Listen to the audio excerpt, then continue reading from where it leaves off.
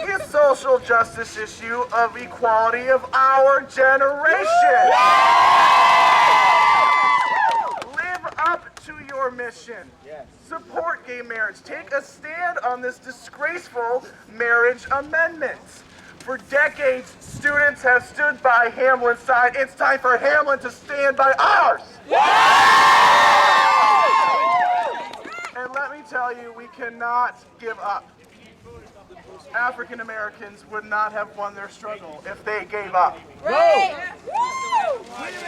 Women wouldn't have given up, wouldn't have won their fight if they had gave up.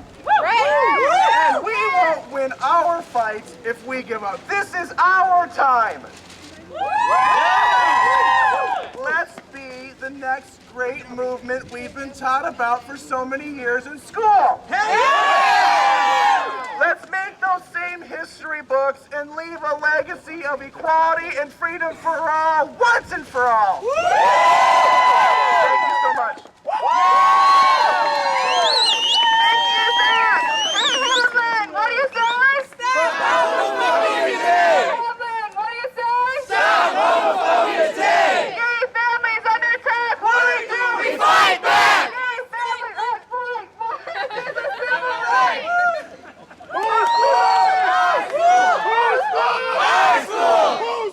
Our school! What up, Aaron? Hey, Aaron.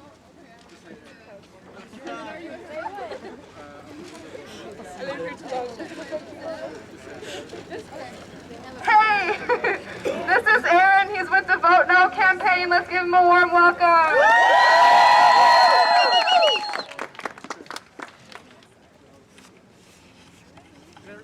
I'm gonna use my own voice. Can everybody hear me? Yeah! All right, wonderful.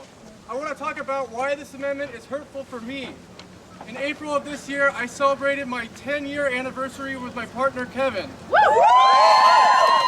It was an amazing day, but the reality of the situation was, I don't get to do what my brother was able to do this September, which was get down on one knee. I don't want to get down on one knee and say, will you civil union me? Or will you domestic partnership me? I want to say the words that matter the most. Will you marry me? Better yet, I want to say the words that mean more than that. I do. Yes. And that's why we're here today, because we challenged this school to say I do, to take a stand against this hurtful amendment.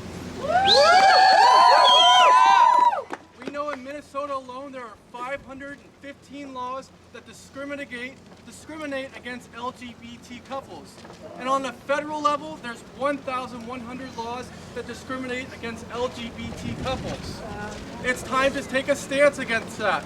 That's what we're doing here in Minnesota. That's what we're doing here at Hamline. I want to talk a little bit about neutrality in Minnesota. Maybe it's not a fair comparison, but it's the first one that comes to mind. We all know about what happened in Anoka Hennepin School District. Yes, that's my It was an awful, horrible situation that happened in the last several years. The school board district used to have a policy in 1995 that was a no homo promo policy, which stated homosexuality shall now be taught, addressed, or as a normal, valid lifestyle. They were challenged on that policy.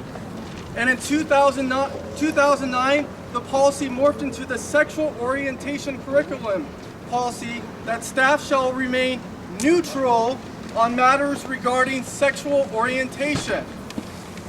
In June of 2011, 6 students sued the Anoka Hennepin School Board District, challenging them on that clause. And in March of this year, they ended that policy. They ended being neutral and took a stance. So my point is that neutrality didn't work in the Anoka Hennepin school districts, and neutrality doesn't work here at Hamline.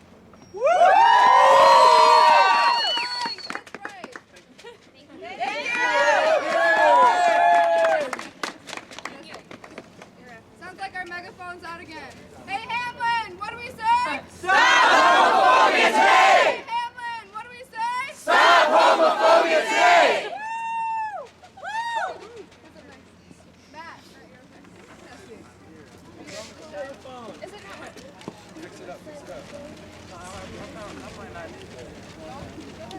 Hey, can y'all hear me out here? This is Matt Hernandez. He's a Twin Cities Save the Kids coordinator. Hey, what's up, y'all? What's up? Hey, it's really good to see you guys come out here for such a critical issue and taking a stance against neutrality, which honestly, I mean, I'm gonna be real with you. I wasn't too surprised that they took the stance that they took. But with that said, I'm also not surprised that there was some action happening today because of that. Okay? You know, it's a real critical issue because, number one, it affects people's lives. It affects people that are here today, you know. My uncle actually was the chair at the Department of Continuing Studies here. I moved up here, his name's Frank Hernandez. I don't know if anybody knows Frank. That's my uncle, and he's been such a big inspiration to me, such a big motivator for me. He kind of got me affiliated with the Cats in Hamline, although I did not go here. I graduated from somewhere else. But, we won't hold it against you. I appreciate that. But you know, I grew up coming from a dysfunctional home where I didn't really see positive examples of relationships. Now, my uncle has been with my other uncle for close to about 17 years. And that was really the first positive relationship I'd ever seen. Okay? So, this being where he was just at, doing some positive work, doing a lot of good things with some great people out here, for them to take that stance, I feel is a complete disservice to not only some of the demographic that makes up Hamline, but also for faculty, for staff that are fighting this every day.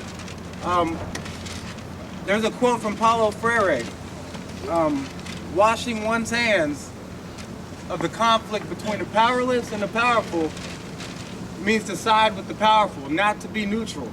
So I think it's really clear that Hamline needs to step out and say, hey, we're either with you or we're not with you. You know, being neutral and maybe having a little dinner or whatever, that might be cool or whatever. You know what I'm saying? But let's not take any amount of responsibility away from why the decision was made in the first place, because that's actually the problem. Now, you know, they can say whatever they want to say now after the fact. But the point is that there's ground that needs to be covered. Hamline, we expect more. And the student body, I really expected exactly this, and I'm proud of you guys. Thank you. Thank you, Matt, so much. Up next, we have Jamie Cruz, another Hamline student. Say it loud.